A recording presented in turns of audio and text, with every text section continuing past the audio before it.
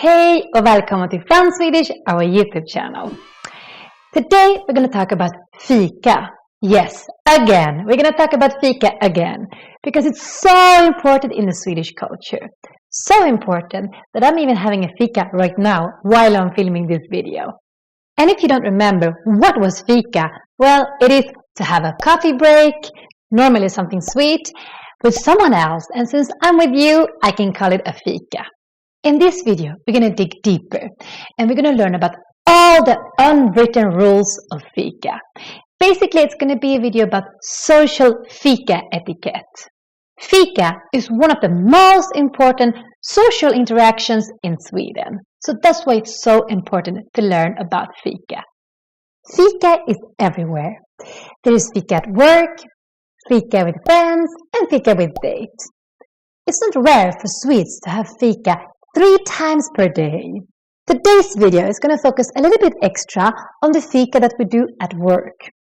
Basically, what you should do and not do when you have fika with your colleagues and your boss. But before we do that, please smash the like button. It really helps us tremendously and it motivates us to do more videos for you. So I would really appreciate it if you put a like and also subscribe to our channel if you haven't done it yet. Tack så mycket. So now back to the fika. But how important is actually the fika in Sweden? Well, let's look at some Swedish fika statistics.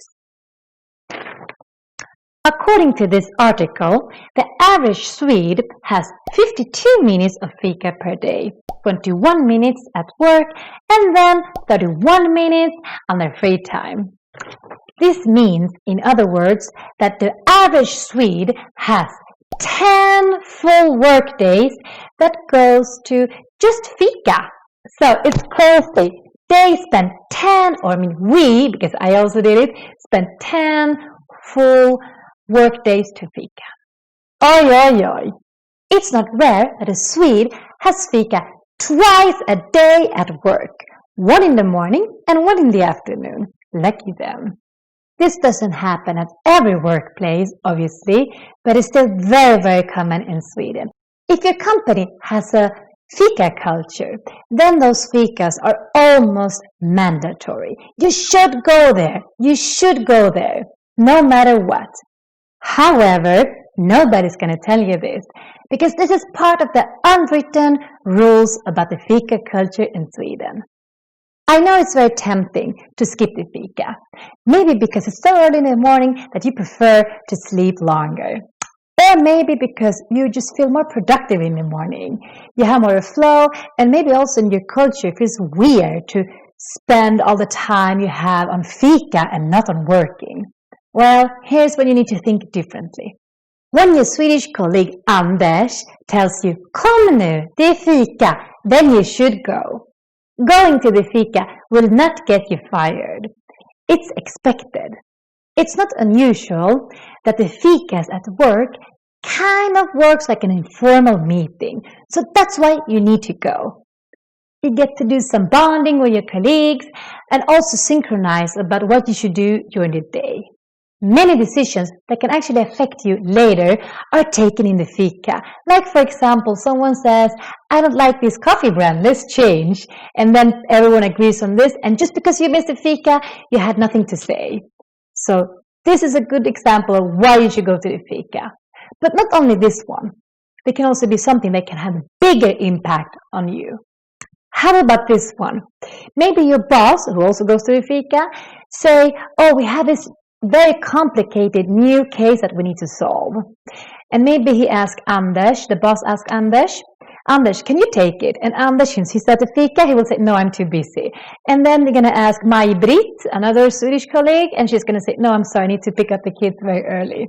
So in the end, you are the one that's going to take care of this case, just because you were not in the fika and couldn't say anything like the others did. So go to the fika so you don't want to end up with the cases that nobody else wanted to have in the first place.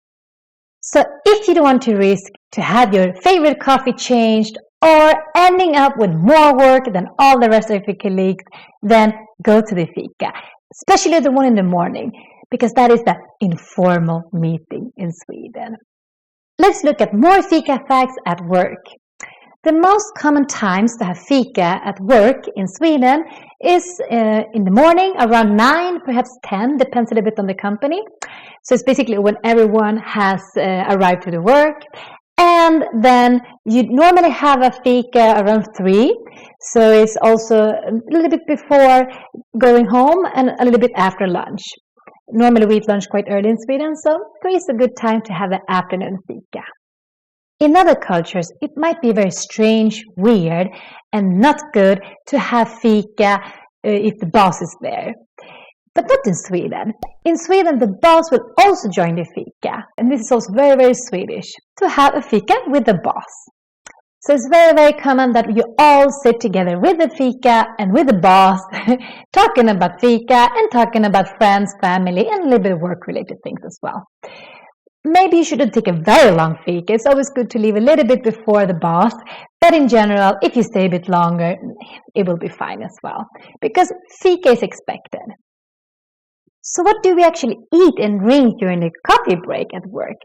Normally it's just normal coffee, especially black coffee. And if you're from the UK, you're not going to see a lot of tea drinking here. We drink coffee, kaffe, svart kaffe, bryggkaffe.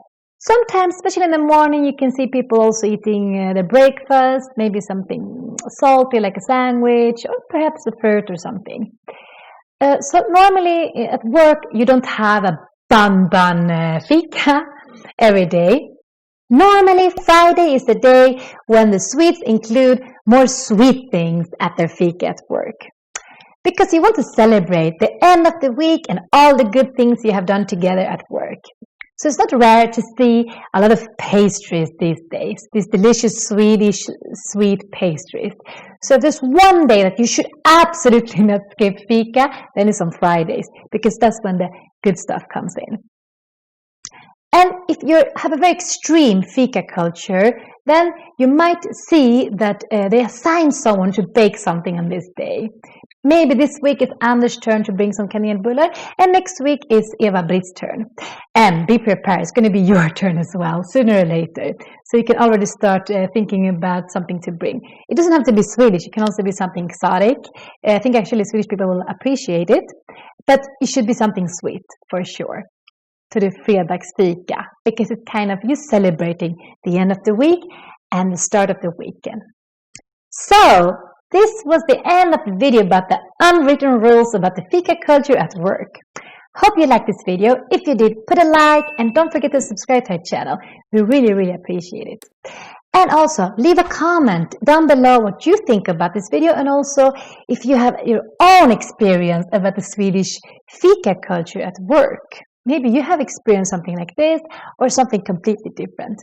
Let us know. So, tack så jättemycket. Vi ses på fikat. Hej då!